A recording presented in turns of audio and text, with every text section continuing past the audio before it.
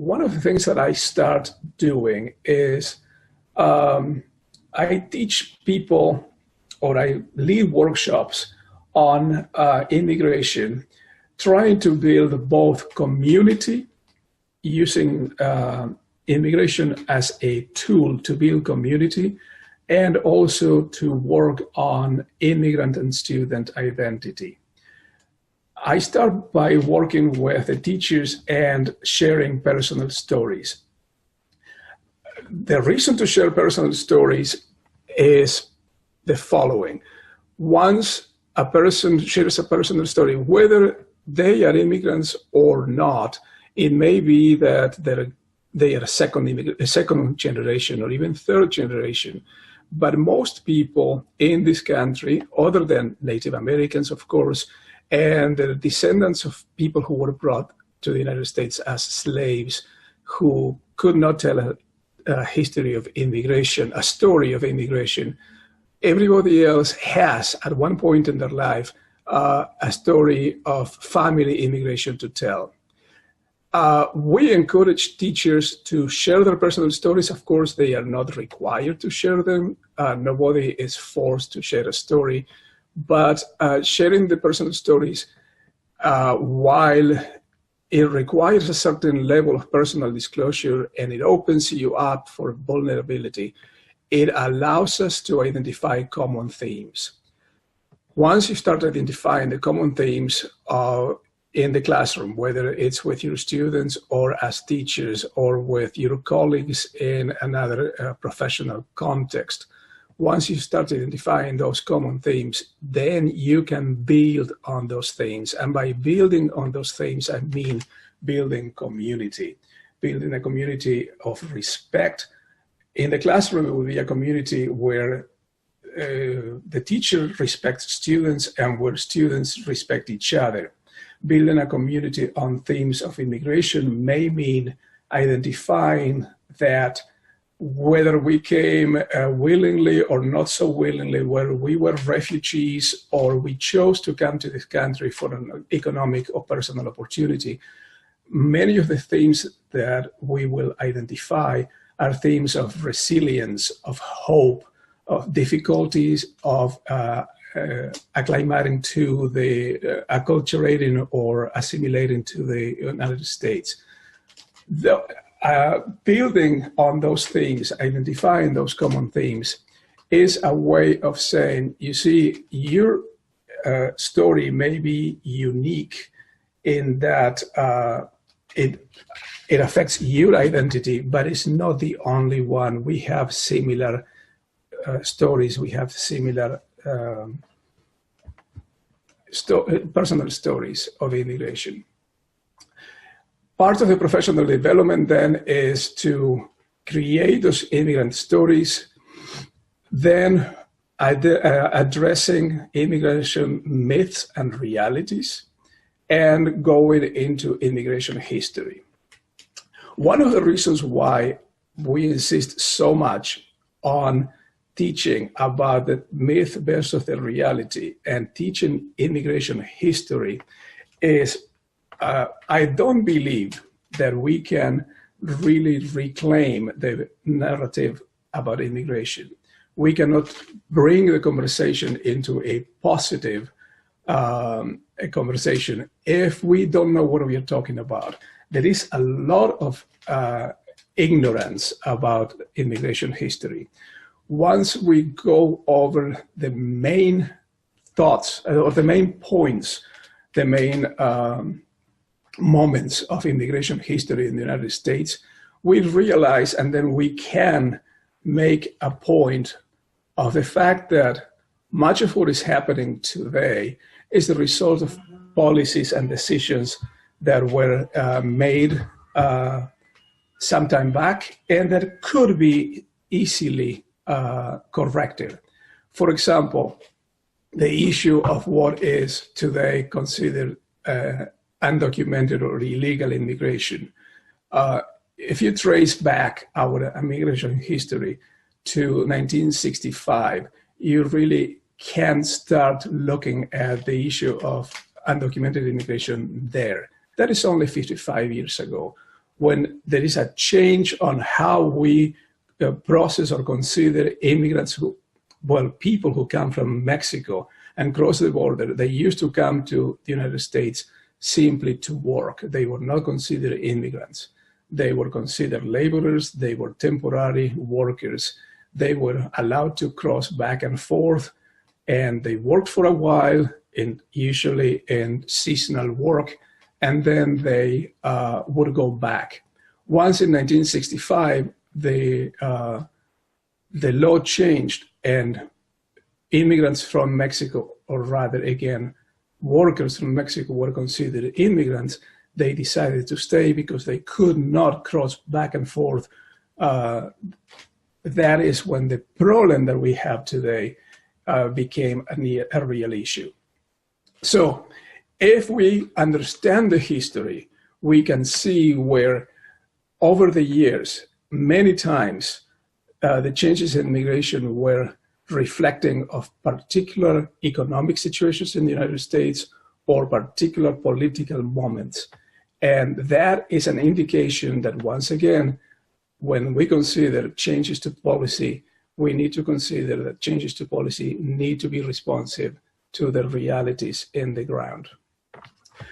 I work a lot with teacher identity and, again, with immigrant identity if we are working with teachers trying to figure out how to work with immigrants in the classroom. I use a tool called the Circle of Identity. I will give you the resource that I've been using for many, many years to help teachers identify themselves and what are the different intersections of identity that make us who we are. We are a composite of many, many parts to our identity, such as race, gender, sex, religion, our culture, our age, our abilities. Identity as an immigrant is part of that. The question is your immigration story part of your identity? To what extent? And if you are an immigrant, is your immigration story making you a target of discrimination, or does it put you in an advantage position? This is important for teachers to understand, because only when teachers understand who they are in the daily exchange with the students, who they are when they are facing that class that may be full of immigrants from all over the world, only when teachers understand who they are and what is their identity, that is when they can start improving the community that they are trying to build with those students. So we work on first the teacher identifying his or her own identity and seeing if immigration and the immigrant story is part of that identity. Then, as I said, we work on the immigration history, important landmarks, important information about the system, and important concepts. Once again, the reason to do this is I'm working with teachers over a number of years and working with other people now. I realize that there is a huge amount of misunderstanding, ignorance about the system, about what it takes to be a documented or legal alien in the United States. And there is confusion about the concepts. So you probably have seen how many times we confuse the concept of immigrant with the concept of refugee. We don't know who is an asylum seeker. We don't know what it takes to come to the United States legally. So again, I think that the only way we can start reclaiming the narrative is by carefully understanding a bit of the history, how the system works, and the most important concepts, what I call immigration lexicon. And finally, I do a lot with, and I know that Denzel knows this, I used some of the work of the Immigration Learning Center on reclaiming the narrative, and I can tell you, and Denzel, you may want to hear this, is that teachers keep asking me to work more on the reclaiming of the narrative part. This is a resource that that is available through the Immigrant Learning Center and their website. But working on these 5 strategies that are research-based strategies that the Learning Center and Immigrant Learning Center and George Mason University have worked on together. I don't think that we can get to reclaiming the narrative and using these strategies unless we have gone through identifying who we are, knowing a bit of the history, and knowing a bit about the system.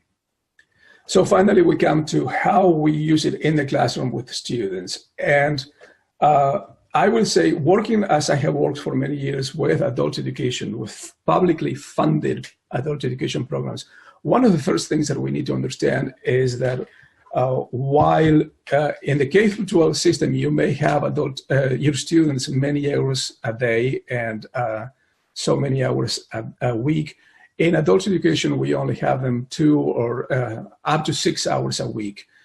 It's very rare to have a student in adult education any more than that. Thus, and so you have to be very careful deciding what objectives you're going to teach, what your lessons are going to be, because you have to teach something that many times is dictated by the government that funds your program. So being very careful in deciding how to plan your lesson, you have to decide what the learning objectives are, what questions can be added or addressed in the lessons that have to do with social justice, in this case with immigration. And you need to be able to say what content standards in reading, writing, English as a second language, or which CCRS, the College and Career Readiness Standards, will be integrated into a particular lesson. Then I believe that you can bring the issues to the classroom. And I say bring the issue to the classroom. The reality is that teachers do not bring immigration issues to the classroom. The problem of the immigration narrative is in the classroom already, is in our communities. We don't need to do anything. These topics affect our classroom, affect our communities every day. So we are not bringing them, we are reacting. We are trying to reclaim that conversation for the benefit of our students and for the benefit of our ongoing relationship and community. We can start by looking at a cartoon, and I will show you in a moment a immigration cartoon, react to the cartoon, answer questions, and the cartoon that you select may help you identify some critical issues. Then once you have started that, you can do some reading of a personal narrative, discussion. If you have read a personal narrative on immigration, the question would be, is your story similar? How so? How is it not? The second part would be writing. The writing is writing your personal story, and then the expansion of the lesson, the expansion of the learning is identifying those common themes, as I said, when teaching or working with teachers.